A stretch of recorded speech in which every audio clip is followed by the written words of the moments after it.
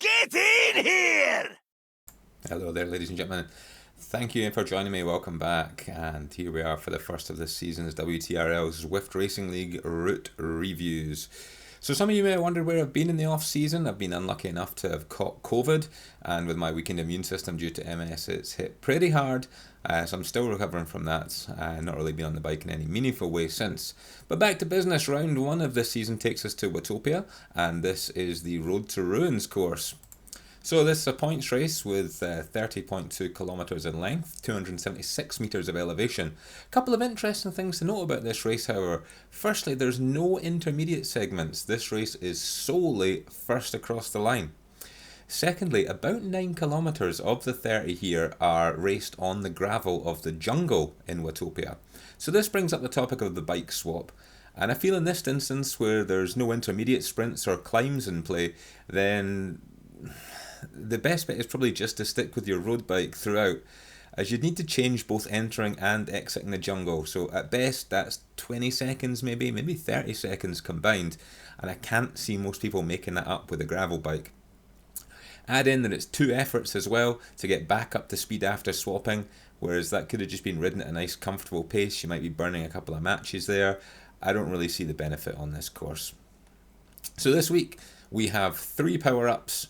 So we've got the van for some extra respite when you're in the group, the feather to give you a little bit of an easier time on the climbs, and finally the steamroller, which will make the gravel surface tarmac smooth. But please, whatever you do, do not use this on tarmac already. So bike choice. So the route's got a couple of little punchy bits in it. It's got a long drag. You're really going to be looking at aero instead of an out-and-out climbing setup, so based on that, obviously the Tron, which is probably going to be recommended in almost every race this season, and I would say the Chapter 2 Toa as well, which has been given some little boosts and appears to be the next best choice. So out on course, and we are starting at the Pier Pens, so make sure you're warmed up and ready for the usual fast start, because we're going to peg it out here and get onto the course proper. Our first stop is going to be the underwater tunnels, and somebody is undoubtedly going to try and pick off anyone napping on the rise out of the tunnels at 3.3 kilometres, so you need to keep your wits about you here and make sure you cover anyone trying to move. Out of the tunnels and over the bridges and the gravel, and it's a left and onto our first climb of the day, and this is going to be the bottom section of the KOM reverse, which is going to start at 4.8 kilometres.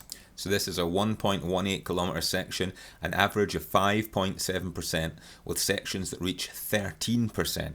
Now it's steeper in the first 500 metres, so once you get past the switchbacks and up towards the bridge, it's going to level off. But if you can smash that section with the lead group, you'll be able to make it into the jungle at the front.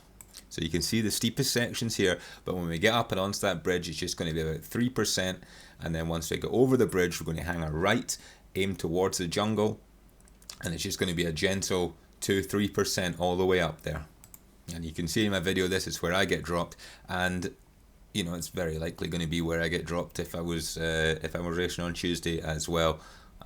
Although maybe a little optimistic to think that I would have made it out of the start pens.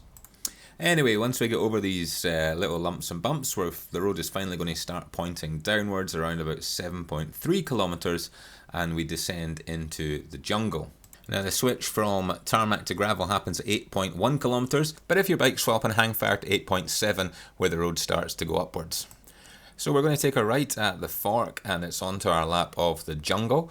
The first section is largely downhill, but there are going to be a couple of little lumps and bumps just to keep you on your toes, so just keep your eye on the gradients and make sure that you're holding on to the wheels.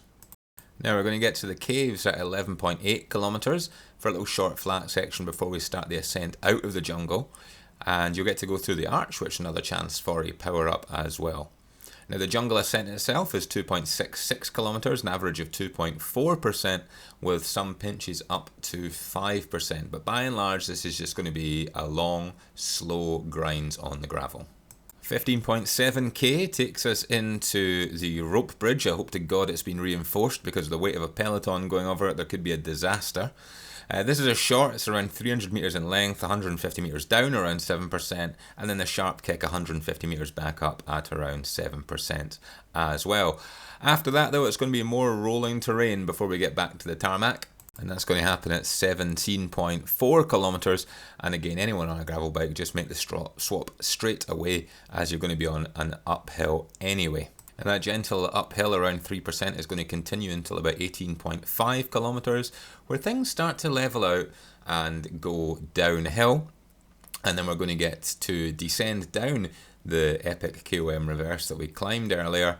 And so it's a good chance to get a little bit of super tuck action and get a few seconds worth of rest into your legs before we get back on the pedals again. And then it's back on the bottom at 20.8 kilometres and over the bridge and the gravel before the last run into the finish. And you're going to go down the dirt ramp at the Italian Villas, and this is the last section of gravel for today.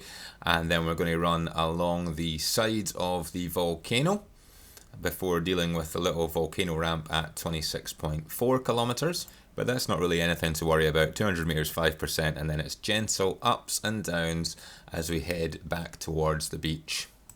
So run down the gentle downhill and get ready to open up your sprint around 2:50 to go and power yourself onwards to the arch.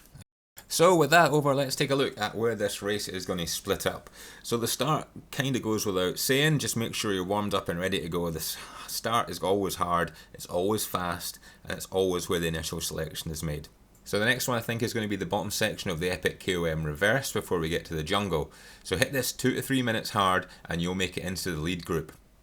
The last one is anywhere on that ascent out of the jungle. This is so much more attritional than any sort of punchy climb. It's slow, it's a grind. Just make sure you're pushing all the way up there. And that's it for race 1 of the new ZRL season. Hope you found this useful, and I will see you next week for the first team time trial of the season in London. Until then, ciao.